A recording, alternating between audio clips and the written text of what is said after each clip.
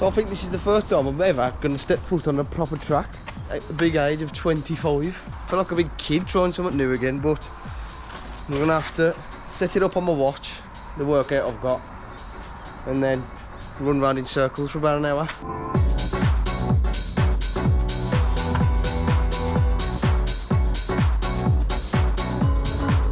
I know this might sound sad to some of you, but I'm actually quite excited to do something different for once. Literally running around in circles. Sometimes it's the simple things in life. So just nice 4 laps, 1 mile, easy warm up, and that's when I get into the reps. So I'm on the last lap of my warm up. Don't know what it is. I'm sure it's going to get boring by the end of the day, but it's just nice. It's like mind-numbingly nice. There's the warm up done. I'm going to do a few stretches and that before I actually get into it, and then I've got 4 laps, 1 mile obviously, at 4 minutes 30 minute per kilometre.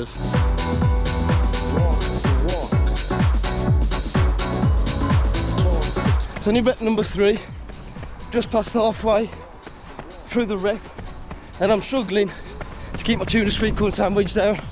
It's all fun and games. Oh, I'll tell you something. These get your heart rate going. I'm starting to not like the track now. Oh, that was tough. 5 reps done. 5 times 1 mile, so 1.6k. Done and dusted. I've just got a mile cool down now. So as I've been running around, something's caught my eye. I've never had to go on one of these either. So this could be the most stupid idea I've ever had.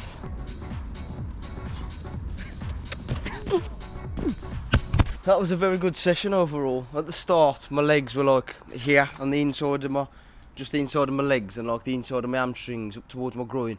It was quite tough. But then once they got warm, obviously the reps were hard, but it was nothing I couldn't manage. But the 200 metre recoveries, they were a killer. For 1 mile reps and then just 200 metre recoveries, that's like a lot of intensity. But I suppose we're in like peak week of marathon training. Kind of excited, but also not nervous, but I know for a fact now it's going to start going downhill, obviously, because it's peak week and then you start tapering. But that just means you're just getting closer and closer and closer to the actual race day. I know I was excited at the start, but it does get boring running around in circles, literally. Can't believe you have to pay money to run around in circles, but it's all fun and games. Oh mate, look at that. And that's what you get from pissing around in the sand. So Wednesday's run this week is going to be slightly different. As you can tell, it's not my normal scenery for a Wednesday. I'm normally with Lump on the canal by now, but I had to do something with my car after work, so I couldn't obviously run. I had to take it somewhere. I think I've took it for granted, you know, running home from work, even though it's boring and the same route every week. It's just like, it's easy to get done because it's convenient, because you can go in from work home. It just takes a bit longer than driving, obviously, but at least you don't have to sit in traffic. But the reason I think I've took it for granted is because now I'm back home, sat in my bed. It gives me time to procrastinate, where you've just got to get that done from work to home. Now I'm thinking, oh, what route should I do? Oh, let's sit down for 5 minutes. I think it's definitely safe to say that yesterday's sessions absolutely broke my legs off. It's like the lower half of my legs again, just like through the middle of them. It's not like one part in particular, just right down the middle of each leg. There's like a dull ache. It's just like when you get that horrible crampy feeling and it makes you laugh. If you don't laugh and cry, it's like that. Well, that was a stupid idea to wear that as well, but you just never know with the English weather. It can be like that. There's about 2 degrees outside, and now I look like I'm playing that tag rugby from school again. Feels loads better now with a jumper off. My legs still feel horrific though, but I suppose that's what's going to happen in peak week of a fucking marathon block. Half the reason as well why I've done 2 laps of the same route is because it's got a fat hill in it, and look at the nice steady incline now what I'm on. So I want to try and get some elevation in my legs, as well as volume, as well as intensity, and make peak week as rough as I can for myself. And then when you're battered, the hill just gets even steeper. I feel like if I do it from my eye line, you can kind of gauge then how steep it actually is.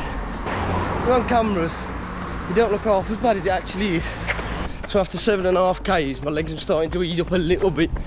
But if you know me or you've watched a few of these videos, you know I love a stupid idea by now.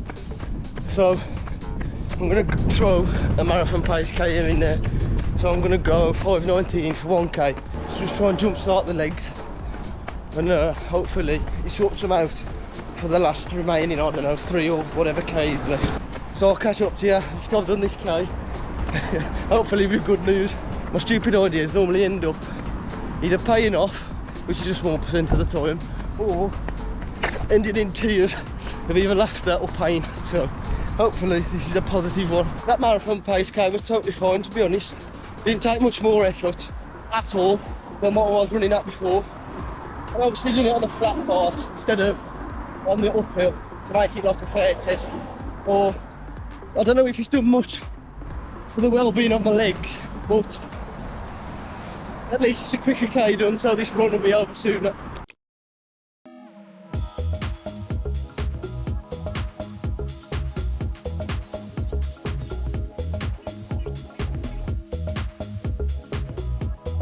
I never thought I'd see the day. Do get rich. Get me up there, eh? There's nothing really that fun about running on a treadmill, but I've just done it for convenience today. He's jumped on today, he's slowly getting into it. He does a K after his sessions in the gym, because we've signed up to the cider-thon. So he's good at drinking cider and not so good at running, so hopefully if he makes his running better, he'll be good at both.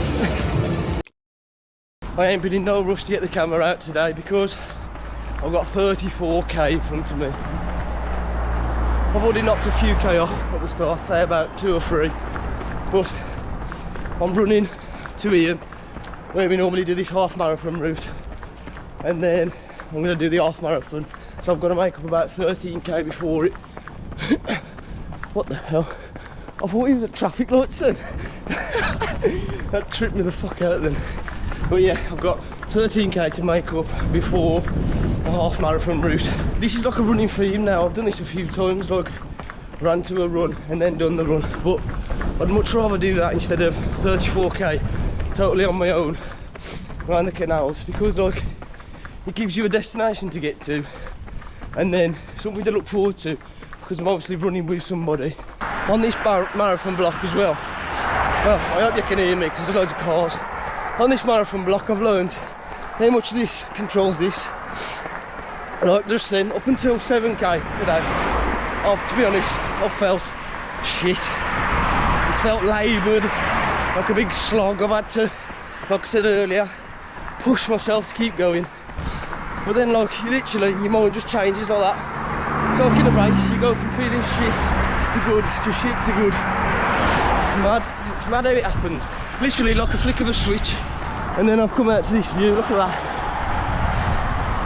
I suppose there's worse things to be doing on a Saturday morning. I nearly said Sunday then, because normally all my long runs are on a Sunday, but today I've done it on a Saturday, which I'm glad of, to be fair, because then that means tomorrow I can just relax in bed all morning and not worry about doing a 34k stupid run. I honestly cannot wait to be running down this road again, because the half marathon route we've been doing, we end up coming back to this way again. So in about, I don't know, 2.5 hours time I'll be running down this road again for the last time. There he is. I was half expecting him to be sat in his van so we could have a little bit of a rest. The bastard's waiting on the side of the road. Here he is. Mate, I haven't done anything yet. no, that's been hard work for me today, that has. Just getting up and getting out. Look at me. Fucking soaking, man. Right, we've got sweat on you. At least it's not as muddy as it was last time. Nah, that was bad, that was. You can tell I'm getting old as well, because I'm starting to record all the scenery. I'll start texting the me when we go outside. Should we get the scenic crew? I'll start enjoying cooking next. He's gone a bit quiet, so I'm a bit concerned for him at the minute. You should always worry when Nina goes a bit quiet. Yeah. Got to get my breathing back. But if this 10k goes as smoothly as that middle 10k, I'll be an happy man, but I'm not too hopeful about that. The first 10k, 13k, whatever, was absolute torture. But then a bit of company on your runs, I can't recommend it enough. If you can get some company on your runs and just change the time or whatever, or in my case, just get up a bit earlier. It honestly does you the world of good. I definitely wouldn't have run anywhere near as much as you. If we didn't go out in the morning. All of us together, like. It's so much better. You can't be mad at running when you're running on a route like this either, can you? Like I said, a bit of company helps on a Saturday or Sunday morning. Picking a good route. This is just one we found on Garmin. Oh. On a random route finder. And I've done it about 3 times now, but look at this. And you come out to here. It's bad boy that. Oh, thank you. That was unreal. You should be very proud of yourself. Oh, that was the best run I've ever seen you do. So that run then was absolutely unbelievable. I said I couldn't wait to walk down that road again. And honestly, I felt 10 times better when I was running down there right at the end. I think it's even better when someone who you're running with does an absolute stunner of a run and pushes himself to the limit. Because I've got to give him props then. Where's he sent me? I've got to give him props because that was unbelievable. It's the best run I've ever seen him do. And look, the feeling you get off of that is just as good as the one as you get for yourself when you do a wicked run. But I don't know where he sent me here. As we finished, I still had about 800 metres to do. I've only got 230 now. Just to get me to 34k. And honestly, what a way to finish off. Just taking it nice and steady, just to get the 200 metres. And that is peak week, officially done and dusted. There we go, it's 34k done, my Sunday run, week 11. I always have to think about that one, as you know. Week 11, all done, peak week out the way. My legs don't feel the freshest, but as I said earlier, they're not going to, especially on this week. But now I'm just glad for the mileage to start going down. Today, the first 13, 12 and a half, as I ran to here to start that route, was tough. Very, very, I don't know if the right word is laboured, but my legs, yeah, gone. But then as soon as I met him, it's like something switches in your head, and then a bit of company sorts you right out. I'm doing a decent route.